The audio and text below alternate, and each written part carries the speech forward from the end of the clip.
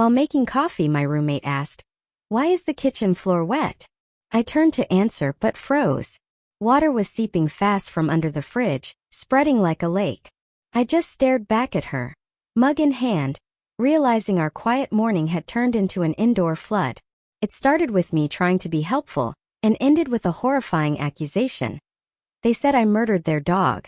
My world was completely turned upside down in a matter of hours, all because of a sinister plot that unfolded right under my nose. "Oh, because I fed your dog last night," I replied, thinking I was just stating a simple fact. What happened next was like something out of a horror movie. My roommate Ingrid just dropped to her knees right there in our kitchen. She started rocking back and forth, tearing at her hair, making this gut-wrenching, keening sound I'll never forget. I reached out to help, but she slapped my hands away, fresh sobs racking her body before she could even finish a sentence. With trembling hands, she pulled out her phone. "Mom, it happened. 2:47 a.m. Just like you said it would." She was barely coherent, hyperventilating between words. Before I could even ask what the hell she meant, our landlord Dimitri burst through the door, no-knock, face purple with pure rage. "You sick bastard," he roared, pointing at me like I was a criminal. "That's $900 for cleanup or I'm calling the cops." Cleanup for what? It was just water. But he'd already stormed out, slamming the door so hard a picture fell off the wall. Ingrid was still on the floor, curled in a fetal position, mumbling, "I should have protected him. I should have protected him." Over and over, digging her nails into her arms hard enough to draw blood. 3 weeks, she whispered, her voice chilling. "You've been here 3 weeks and you already."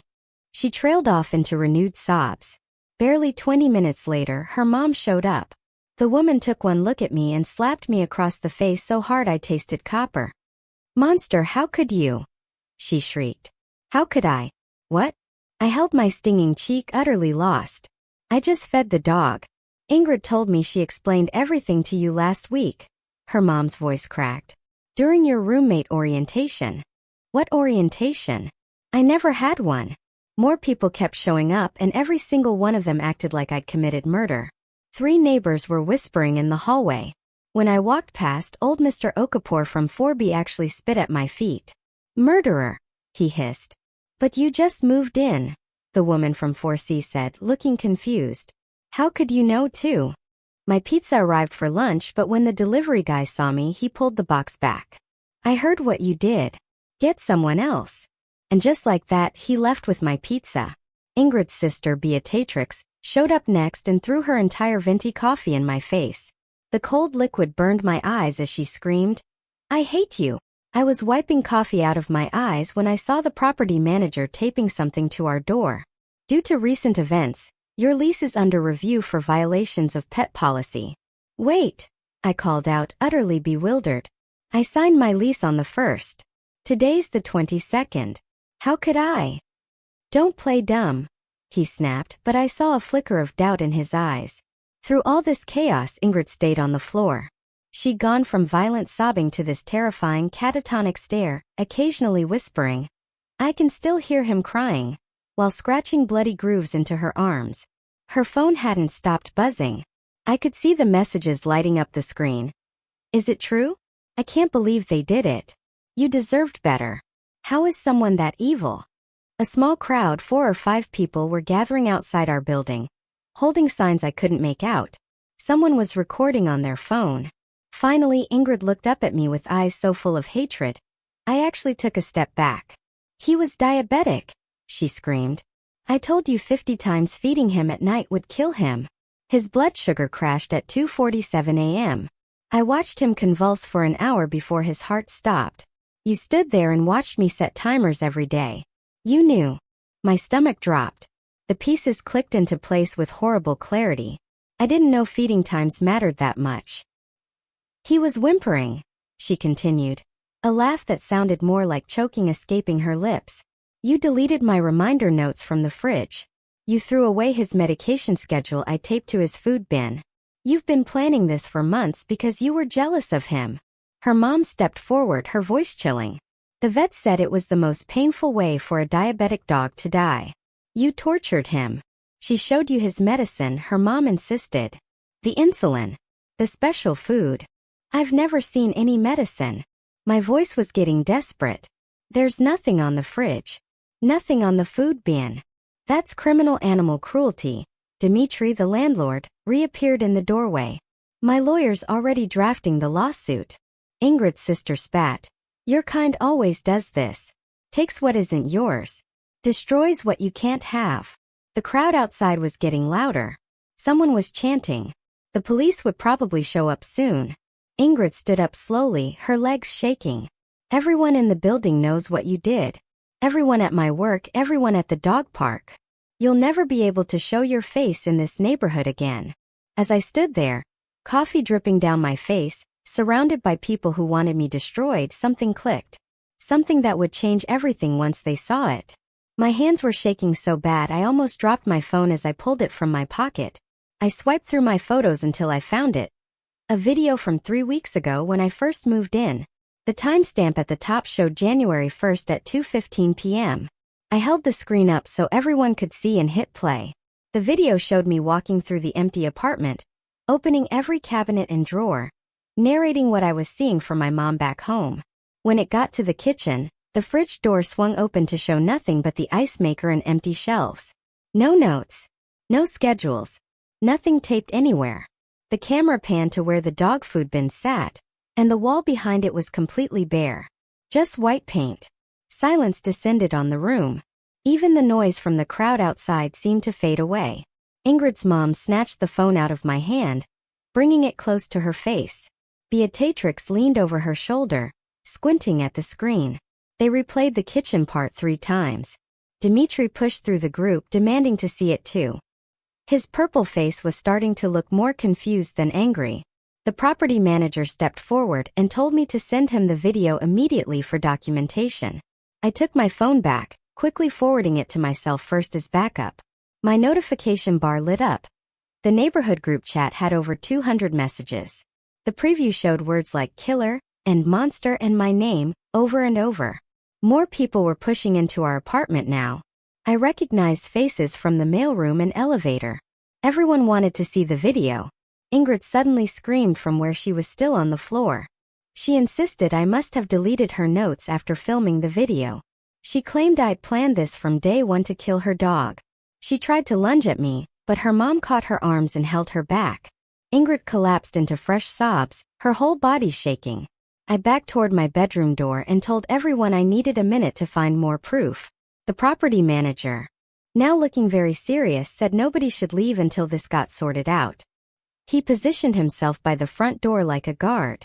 I made it to my room and locked the door behind me.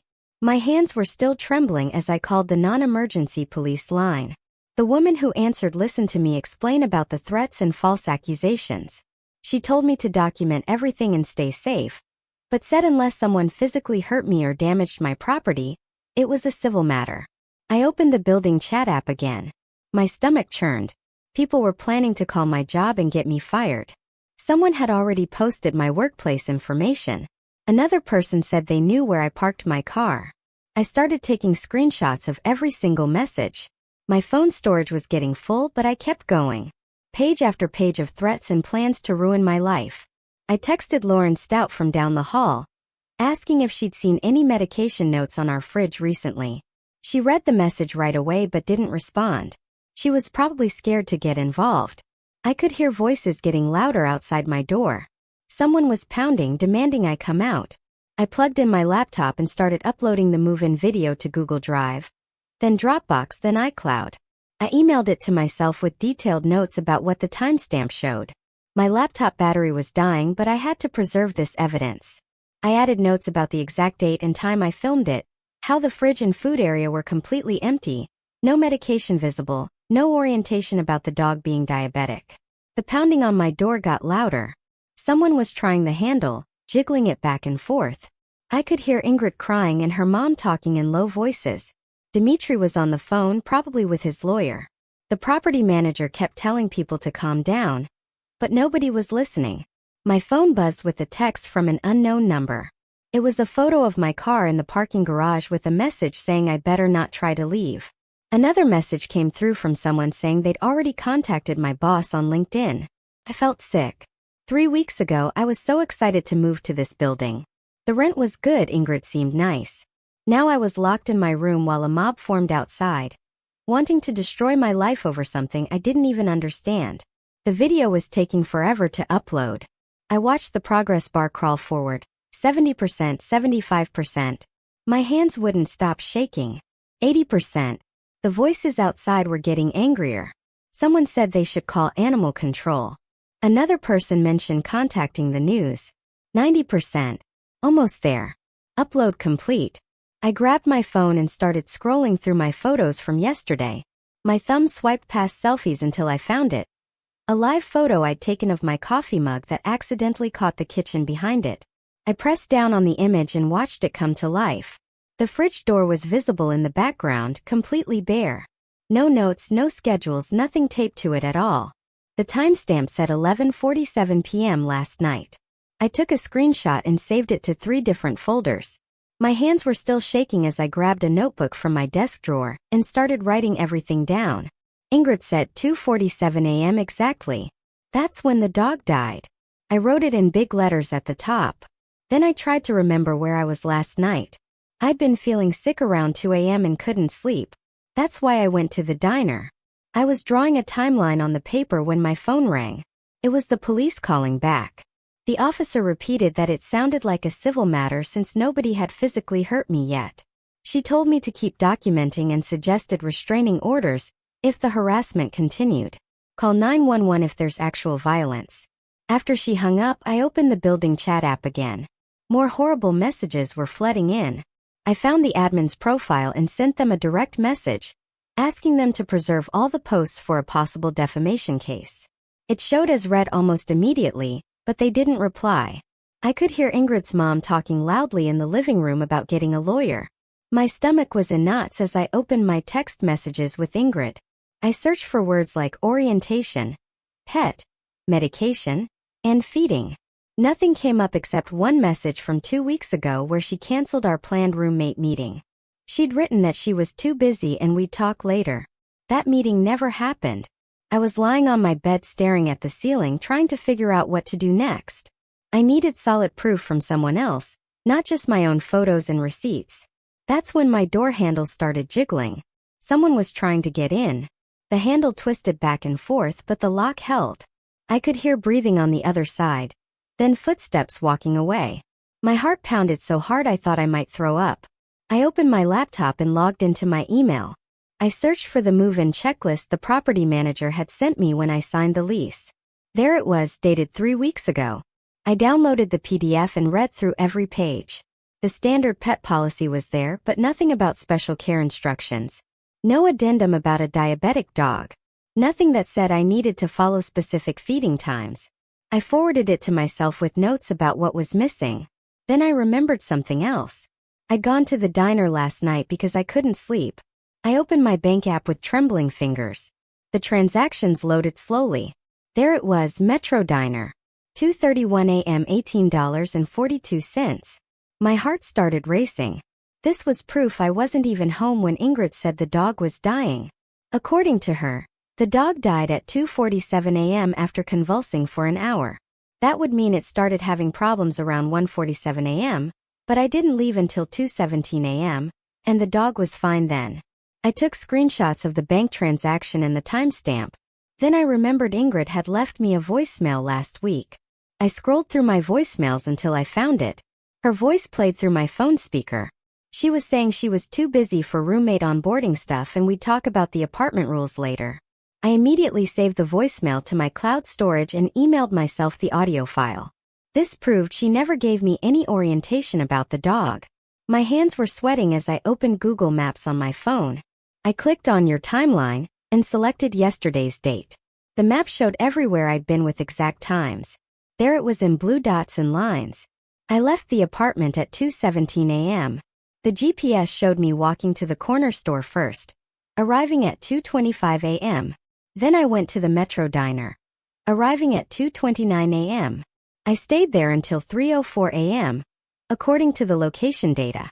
Then I walked home, arriving back at the apartment at 3:12 a.m. I was gone for almost a full hour during the exact time Ingrid claimed I was killing her dog. The timeline was precise down to the minute. Google's servers had recorded every movement. I started taking screenshots of each timestamp, making sure to capture the date and location markers. Someone knocked on my door hard enough to make me jump. They didn't say anything, just 3 knocks, then footsteps walking away. I could hear multiple voices in the living room now. It sounded like more people had shown up. Someone was crying. Someone else was yelling about calling animal control. I heard Dimitri's voice saying something about criminal charges. My phone battery was getting low, so I plugged it in while I kept working. I needed to organize all this evidence before I tried to show anyone. The move-in video, the live photo, the bank records, the Google timeline, the voicemail from Ingrid. Each piece proved I either wasn't there or was never told about the dog's condition. I opened a new document on my laptop and started typing out a timeline with all my proof. At the top, I wrote evidence of false accusation and started listing everything chronologically. Move-in video from 3 weeks ago showing no notes anywhere. Ingrid's voicemail saying she was too busy for orientation. The live photo from last night with no schedules on the fridge. My Google timeline showing I left at 2:17 a.m. The corner store arrival at 2:25 a.m. The diner transaction at 2:31 a.m. returning home at 3:12 a.m. It all painted a clear picture. I couldn't have done what they said I did. The door handle jiggled again. This time someone knocked right after. Then I heard Beatrix's voice through the door, asking if I was even in there. I didn't answer. I needed to finish organizing my evidence first. My laptop screen showed I had 17 screenshots, 3 videos, 2 audio files, and 6 documents, all proving my innocence. But would anyone even look at them? The mob outside had already decided I was guilty. I could hear them making plans to ruin my life. Someone mentioned they'd already called my workplace. Another person said they were going to post about me on social media. The property manager was talking about eviction proceedings. All because Ingrid's dog died and she needed someone to blame. I opened the building's group chat app on my phone and started scrolling through hundreds of messages that had piled up in the last hour. My fingers shook as I scrolled back to find where it all started. There it was at 8:47 a.m., from someone named Jessica in 3C, saying she heard yelling and crying from our apartment and something about a dead pet. No actual details, just that she heard something bad happened. Then Mark from 2A replied asking what happened, and Jessica said she didn't know, but it sounded serious. Within 10 minutes, the whole chat exploded with people adding their own guesses and assumptions. Nobody actually saw anything, but everyone had an opinion about what I must have done. I took screenshot after screenshot of the messages, showing how the story grew from nothing into this mob attacking me. My laptop dinged with a notification, and I switched tabs to check the metadata on all my move-in photos from 3 weeks ago. I right-clicked each image and selected properties to see the exact timestamps and GPS data embedded in the files. Every single photo showed the same thing. Absolutely nothing on the fridge, nothing on the counter, nothing taped to the food bin where Ingrid kept the dog food. The kitchen was completely bare of any notes or schedules or medication instructions. I saved copies of the metadata reports showing the creation dates matched my move-in day exactly. Next, I opened my email and found the lease PDF the property manager had sent me 3 weeks ago. I used the search function to find the pet policy section on page 12. My eyes scanned the text, looking for anything about violations. And there it was in black and white, stating that any lease violations required written notice delivered to the tenant with 30 days to correct the issue before any eviction proceedings could begin. I checked my email again and my mailbox photos from this morning. Nothing had been delivered. No written notice existed anywhere in my records. My phone buzzed and I nearly dropped it when I saw the name Rudy Van pop up on the screen. He lived down the hall in 4F and we'd barely spoken. His text said he had Ring doorbell footage from last night that showed the hallway, and he'd seen what actually happened if I needed it for proof. My hands were shaking so bad I could barely type back, "Yes, please and thank you so much." He replied that he'd email me the video files in a few minutes. I pulled up Google and found the number for the nearest veterinary clinic, figuring maybe they could explain something about diabetic dogs that would help my case. The receptionist transferred me to someone named Martin Witt, who said he was one of the vets there. I explained I had questions about diabetic dog care in general, without mentioning any specific animal. Martin told me that feeding schedules were definitely critical for diabetic pets, but the exact timing varied based on each individual animal's insulin schedule, and that owners needed to work closely with their vet to establish the right routine. He said giving food at the wrong time could definitely cause problems, but there were many factors involved. When I asked if he could discuss any specific cases, he said he'd need written permission from the pet owner due to privacy laws. I thanked him and hung up, then opened a new document to type up a formal request, asking Ingrid to authorize the vet to release information about her dog's medical history and care requirements. I knew she probably wouldn't agree, but I had to try everything. While typing, I remembered the pizza incident from earlier and opened my food delivery app to check the order history. There it was, showing the pizza ordered yesterday at 12:15 p.m. for lunch delivery. Not anywhere close to midnight or the supposed feeding time that killed the dog. The delivery was scheduled for 1 p.m. today, which is when the driver showed up and refused to give me my food. This timeline made no sense with their accusations about me feeding the dog at night. I switched back to Google Maps on my phone and clicked on my location timeline for last night. The blue dots and lines showed my exact movements with timestamps for everything.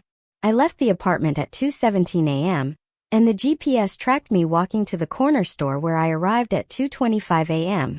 I remember buying antacids because my stomach was upset from the Thai food I'd had for dinner. Then the timeline showed me at the Metro Diner from 2:29 a.m. to 3:04 a.m. where I'd gotten pancakes and coffee while reading on my phone. The map showed me walking back home and arriving at 3:12 a.m. I was gone for almost an hour during the exact time Ingrid claimed the dog was dying. I opened my email again and found an automated message from the building's package scanning system that I'd ignored earlier. It showed a delivery notification at 2:40 a.m. when a package was left in the lobby. The system automatically logged all deliveries even when the security guard was on break, which he apparently was at that time. According to the email footer, this proved there was activity in the building that had nothing to do with me. My phone buzzed again, and this time it was a message from an unknown number. The person said they wanted me to know that last week at the dog park, Ingrid had told several people that if anyone ever fed her dog wrong, they would pay for it, and she'd make sure they were destroyed. My stomach turned cold reading this because it sounded like she'd been planning something, or at least threatening it before anything actually happened. I scrolled through Facebook on my phone and typed Ingrid's mom's name into the search bar. Her profile popped up, and I started going through her posts from the past few months. My hands froze when I found one from 3 months ago warning all her friends about roommates who might try to hurt their pets out of jealousy. She wrote a whole long post about how some people can't stand seeing animals get more attention than them, and will do terrible things. The post had 47 comments from people sharing their own horror stories about bad roommates and pets. This was dated way before I even saw the apartment listing online. I took screenshots of everything and kept scrolling back further. There were more posts about protecting pets from roommates going back almost a year. My phone buzzed with a message request from someone named Kitty Grimes. She said she saw what was happening in the building chat and wanted to help. She sent me screenshots from when she lived with Ingrid last year, and the exact same thing happened with her hamster. Ingrid had accused her of killing it by giving it the wrong food, but the vet said it died of old age. Kitty said Ingrid went crazy on social media, calling her a murderer, and she had to move out because of all the harassment. She sent me 12 different screenshots showing the posts and messages. I saved everything to my cloud storage right away. Another notification popped up, and it was an email from Dimitri. He wrote that he looked into it more, and the $900 was actually for water damage in Unit 3B from last month when their washing machine broke. He mixed things up because he was so mad, but he still wanted me out of the building as soon as possible. At least he wasn't trying to charge me for something random anymore. Kitty messaged again saying she knew this was hard, but I should remember that Ingrid really did love that dog more than anything. She said Ingrid was probably going crazy from grief and not thinking straight. Kitty suggested I should try to approach this with some understanding, even though what they were doing to me was wrong. She said when it happened to her, she wished she'd been more patient instead of fighting back so hard. I thanked her for the advice but kept focusing on protecting myself first. I Googled tenant rights clinics in our area and found one that offered free help for housing problems. A woman named Halima Ahmed was listed as the main person who handled harassment cases. I called the number and left a message explaining that I was threatened with eviction and harassed by my roommate and neighbors over false accusations. Halima called back within an hour and said she could help right away because this sounded serious. She asked me to email her all the documentation I had, including my lease, the threats from Dimitri, and any proof of harassment. I spent the next 20 minutes putting together everything in one organized email with all the screenshots and timestamps. Halima responded fast, saying she would draft a formal cease and desist letter for both the property manager and Dimitri. She said the legal letterhead would make them take this seriously and stop the threats. Within 2 hours she sent me the letters to review, and they looked really official with all the legal language about tenant rights and harassment laws. She told me to print them and deliver copies to both Dimitri and the property manager right away. I did exactly that and watched Dimitri's face go pale when he read it. The property manager just nodded and said he'd have to review everything with the company lawyer. My phone buzzed with a message from Rudy Van saying he pulled his Ring doorbell footage from last night and found something interesting. He sent me a video file showing Ingrid coming back from walking the dog at 1:12 a.m., and then the kitchen lights in our apartment turning on at 1:20 a.m. The important part was that I wasn't anywhere in the hallway footage during that whole time. The video kept recording until 2:15 a.m., and I never appeared, which matched when I said I left for the diner. This was huge because it proved I wasn't even around when she was dealing with the dog. I thanked Rudy about 50 times and saved the video to 3 different places. While waiting for more responses, I started researching diabetic dogs online to understand what actually happened.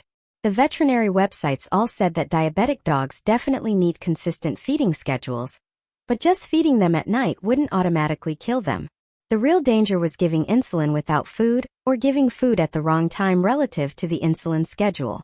One site said hypoglycemia usually happened when insulin was given, but the dog didn't eat enough food afterward. Another site explained that every diabetic dog had their own specific schedule worked out with their vet, and owners had to stick to it carefully. But nowhere did it say that simply feeding a dog at night was a death sentence. I sent another formal request to Ingrid's mom, asking for permission to get the vet records so we could understand what really happened. Her response came back fast and angry, saying I had no right to those records and insisting I had been planning this for weeks. She wrote that everyone knew what I did and trying to cover it up with legal tricks wouldn't work. Her message seemed really defensive and almost rehearsed, like she practiced what to say. Then something hit me hard as I remembered this morning when everyone was yelling at me. Before the property manager showed up and before most of the neighbors arrived, I saw Ingrid's mom go into the kitchen and empty the trash can into a big black bag. She took it outside right away, which seemed weird at the time, but I was too confused to think about it. Whatever was in that trash is gone now, and might have been important evidence about what really happened with the dog's medication or feeding. My phone buzzed with a text from the diner manager saying they had clear security footage of me there from 2:20 a.m. to 3:05 a.m. if the police needed it. I saved that message right away and felt my shoulders relax a little bit, knowing I had solid proof.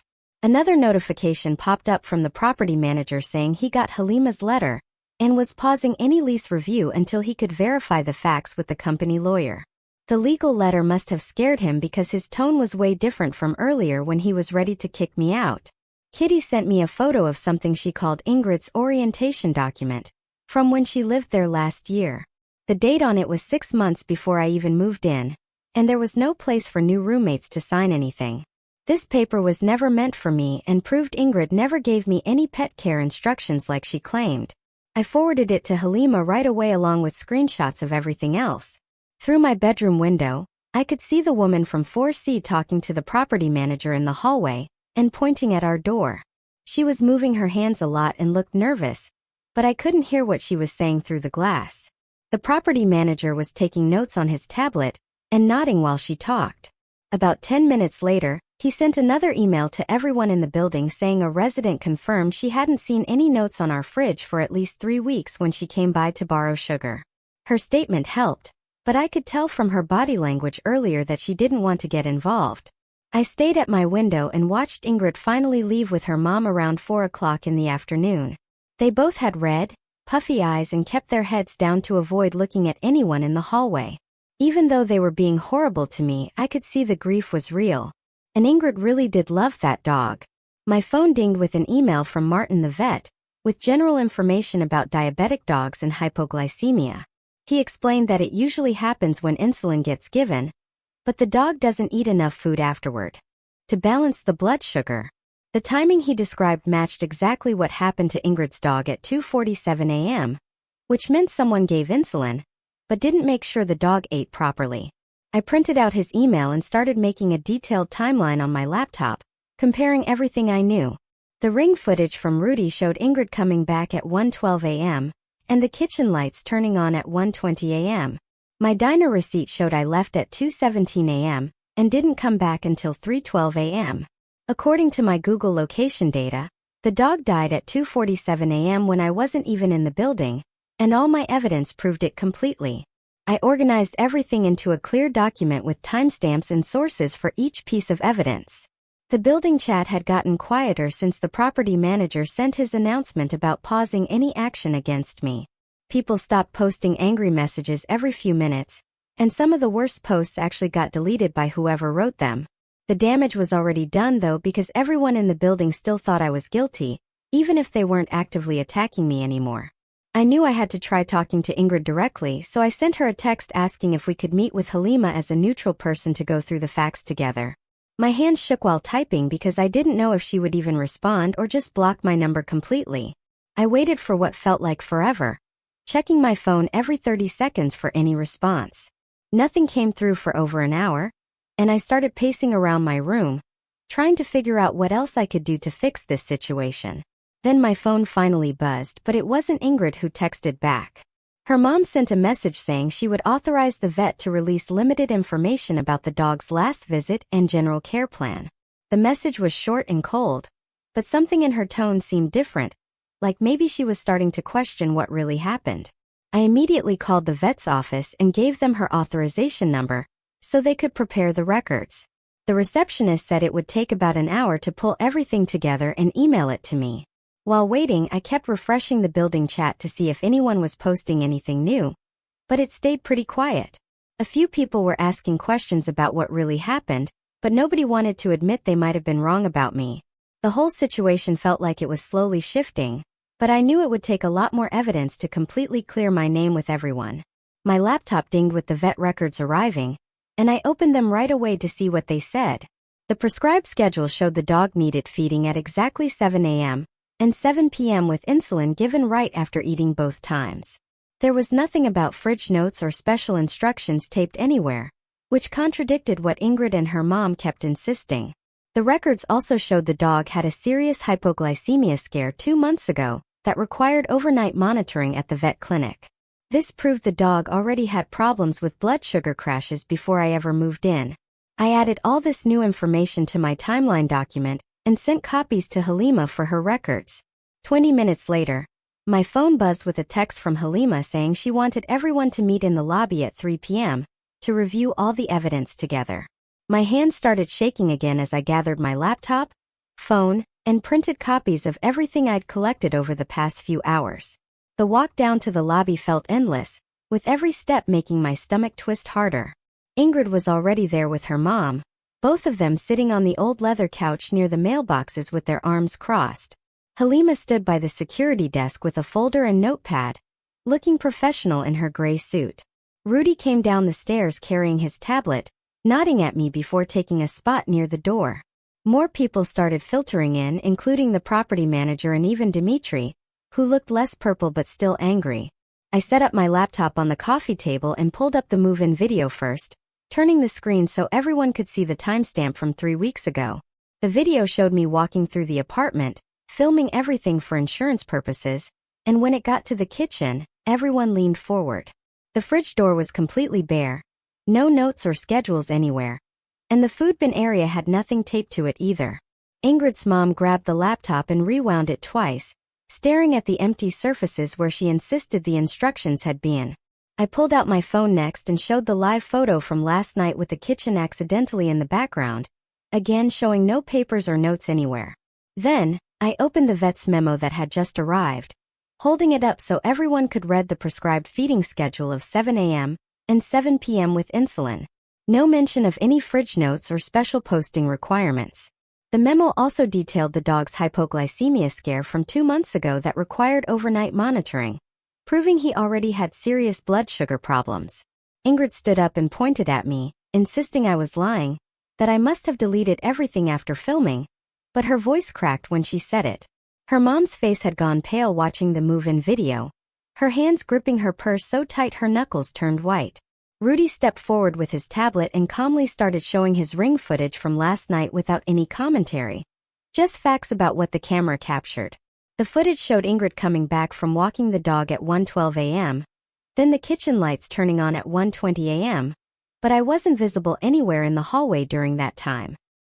He swiped to another clip showing me leaving at 2:17 a.m. and not returning until 3:12 a.m., well after the dog had died at 2:47 a.m., according to what Ingrid had said. The property manager was taking notes while Dimitri kept shifting his weight from foot to foot, looking less confident than before. I explained to everyone that I'd never seen any medication, never been shown insulin, never had any orientation about the dog's condition. The vet's memo supported this, showing how sensitive the dog was to insulin timing, and how easy it was for hypoglycemia to occur if the schedule got disrupted. Ingrid kept shaking her head, tears streaming down her face. But her mom had gone quiet, staring at the floor. Then something unexpected happened that changed everything. Ingrid's mom suddenly looked up and admitted she'd thrown away a bunch of papers from the kitchen counter during the panic this morning, because she was trying to clean up while waiting for the ambulance she'd called for Ingrid. Her voice got smaller as she explained she didn't realize those might have been the missing instructions, that she just grabbed everything and stuffed it in the trash before anyone else arrived. The room went completely silent for what felt like forever. Ingrid turned to stare at her mom with her mouth hanging open, then collapsed back onto the couch, sobbing even harder. The property manager cleared his throat and said, "This obviously changed things, that the evidence clearly showed I wasn't home when the incident occurred." Dimitri pulled out his phone and started typing, probably texting his lawyer about dropping the threats he'd made earlier. Halima handed him a formal letter she'd already prepared about cease and desist for any harassment or lease violations, which he read quickly before nodding and signing it. He mumbled something about his lawyer advising him to drop everything immediately given the timeline evidence, and left without making eye contact with anyone. The crowd that had gathered started breaking up, people heading back to their apartments looking uncomfortable about how they'd acted earlier. I suggested we write something together asking the neighbors to stop the harassment, while everyone processed what really happened. But Ingrid wouldn't even look at me. Her mom promised she would post something in the building chat to calm things down and ask people to leave me alone. Halima pulled me aside near the mailboxes and gently suggested I should probably start looking for a new place. Even though I was cleared of any wrongdoing, she explained that living with someone who blamed me for their pet's death, even incorrectly, would be unbearable for everyone involved. My chest felt heavy because I knew she was right. This living situation was completely destroyed no matter what the truth was. Later that evening, Kitty sent me a text with links to grief counseling resources and pet loss support groups in the area. I stared at them for a long time before quietly forwarding them to Ingrid's mom's number with a short message saying I was sorry for her daughter's loss. It felt like the right thing to do, even after everything that had happened today. The next morning, my phone buzzed with a notification from the building chat app showing the property manager had posted a long message about zero tolerance for harassment and threats of immediate eviction for anyone continuing to attack residents. The comments section under his post stayed empty for once. Nobody wanted to risk losing their apartment over this mess. I scrolled through and saw most of the angry posts from yesterday were already gone. People deleting their threats now that management was watching. My laptop showed 17 new apartment listings I'd bookmarked overnight, and I started calling the first one, a studio 30 minutes away that looked perfect for starting over. The leasing agent said they had immediate availability and could show me the place this afternoon if I wanted to come by. I grabbed my keys and headed out, walking past 3 neighbors in the hallway who all looked away without saying anything. The studio was small but clean with big windows, and nobody there knew anything about dead dogs or midnight feedings. I filled out the application right there in the leasing office and put down first month's rent plus deposit before I could change my mind. The relief of having somewhere else to go made my shoulders drop like I'd been carrying rocks for days. Back at the apartment, I found an email from Martin Witt, the vet who'd seen Ingrid's dog before, with a formal letter attached explaining that hypoglycemia in diabetic dogs happens fast, and determining exact causes after the fact was basically impossible. He wrote that blame wasn't helpful in these situations, and grief could make people look for someone to punish when really these things just happen sometimes. I forwarded it to Halima and the property manager, figuring documentation couldn't hurt, even if things were calming down. My phone showed a new post in the building chat from Ingrid's mom asking everyone to please leave me alone, while her family dealt with their loss privately. She wrote that emotions had gotten out of control and harassment wouldn't bring the dog back, so people needed to stop immediately. Within an hour, I watched the member count in the chat drop by 12 as people left the group, probably not wanting to be associated with yesterday's mob behavior. Another email popped up. This one from Dimitri saying his lawyer advised him the lease violation threats were dropped, and there'd be no penalties or issues with my tenancy. He offered to coordinate a smooth move out if I was planning to leave, which felt like the first helpful thing he'd done since this started. I replied that I'd already signed a new lease and would be out by next week, keeping it short and professional. Kitty texted me later that afternoon saying she'd heard through mutual friends that Ingrid had started seeing a grief counselor about losing her dog. She said Ingrid was staying with her mom for now, and working through everything that happened with professional help. I didn't reply, but felt glad she was getting support even after all the crazy accusations she'd made. The moving company confirmed they could come Saturday morning, and I started packing boxes, wrapping dishes and newspaper while trying not to think about that first day I'd moved in 3 weeks ago.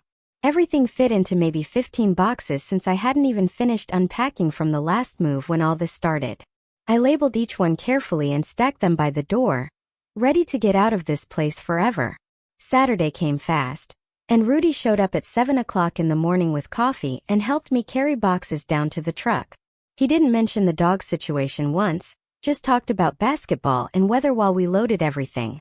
The movers were done in 2 hours, and I did a final walkthrough, checking every cabinet and closet to make sure nothing got left behind. My evidence folder with all the videos and timestamps stayed backed up in 3 different cloud services, plus a thumb drive in my pocket, but I tried to let go of the anger while locking the door. I'd written a small sympathy card the night before, just saying losing a pet was hard, and I was sorry for her loss. Nothing about blame or who did what. I slipped it under the apartment door and heard it slide across the floor on the other side. Walking down the hallway one last time, I deleted the building chat app from my phone and felt the notification badges disappear. The new studio was waiting across town where nobody knew this story, and I could just be another tenant who paid rent on time and didn't cause problems. Some situations can't be fixed no matter how much evidence you have or how wrong the accusations were. Sometimes leaving is the only real answer when trust gets destroyed that completely. This wasn't just about clearing my name, it was about escaping a nightmare. Thanks for sticking with me through all this. It's definitely been a journey worth sharing.